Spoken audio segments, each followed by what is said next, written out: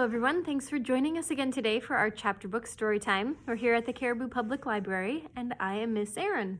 So we are reading Bambi, if you'll remember. We're on chapter 3 today. Bambi is by Felix Sultan and illustrated by Gerard Goodenow. Here's our amazing illustration. All right, so we are going to go ahead and start on chapter 3. In the heart of the forest was a little glade that belonged to Bambi's mother. It lay only a few steps from the narrow trail where the deer went bounding through the woods. But no one could ever have found it who did not know the little passage leading to it through the thick bushes. The glade was very narrow, so narrow that there was only room for Bambi and his mother, and so low that when Bambi's mother stood up, her head was hidden among the branches.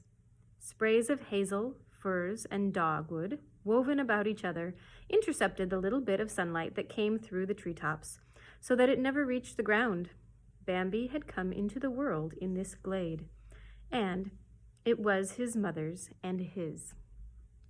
His mother was lying asleep on the ground. Bambi had dozed a little too, but suddenly he had become wide awake. He got up and looked around. The shadows were so deep where he was that it was almost dark. From the woods came soft rustlings. Now and again the titmice chirped. Now and again came the clear hammering of the woodpecker or the joyless call of a crow. Everything else was still, far and wide, but the air was sizzling in the midday heat so that you could hear it if you listened closely, and it was stiflingly sweet. Bambi looked down at his mother and said, "Are you asleep?" No, his mother was not asleep. She had awakened the moment Bambi got up. "What are we going to do now?" Bambi asked. "Nothing," his mother answered. "We are going to stay right where we are. Lie down like a good boy and go to sleep." But Bambi had no desire to go to sleep. "Come on," he begged. "Let's go to the meadow." His mother lifted her head. "Go to the meadow," she said. "Go to the meadow now?" Her voice was so full of astonishment and terror that Bambi had become quite frightened. "Can't we go to the meadow?" he asked timidly. "No," his mother answered, and it sounded very final. "No, you can't go now." Why? Bambi perceived that something mysterious was involved. He grew still more frightened, but at the same time, he was terribly anxious to know everything. "Why can't we go to the meadow?" he asked. "You'll find out all about it later when you're bigger," his mother replied. "But," Bambi insisted, "I'd rather know now." "Later," his mother repeated. "You're nothing but a baby yet," she went on tenderly, "and we don't talk about such things to children." She had grown quite serious. "Fancy going to the meadow at this time of day. I don't even like to think about it. Why, it's broad daylight."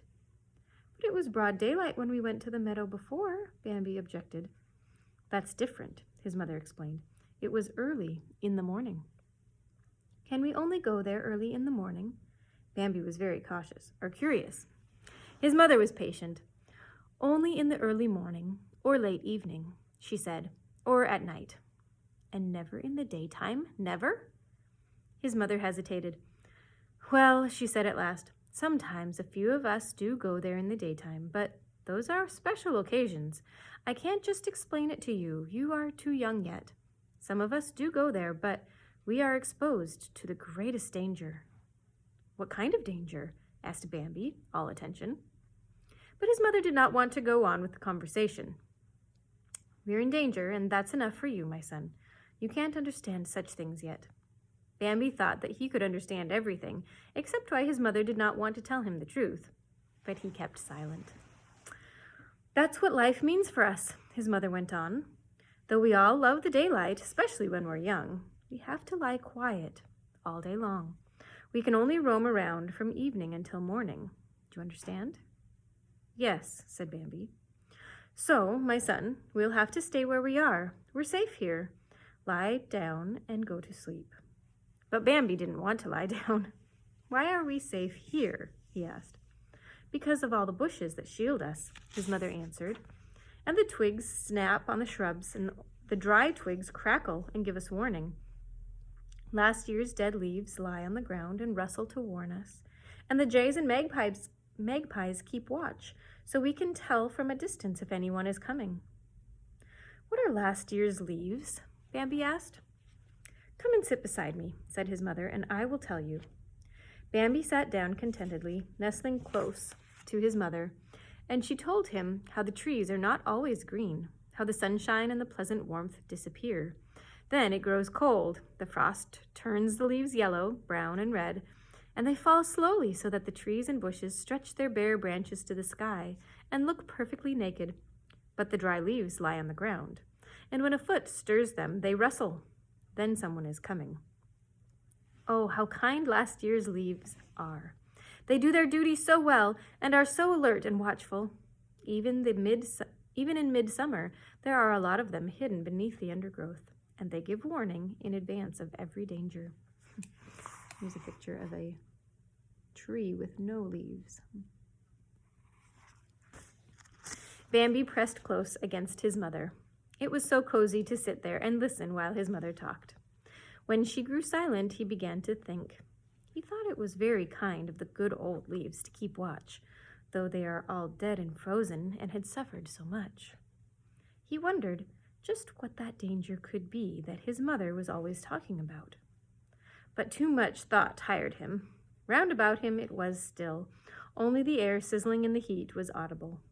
Then he fell asleep. So that's the end of chapter 3. It's a little short one today, but we will go ahead with chapter 4 next time. Thanks again for being here. We'll see you later.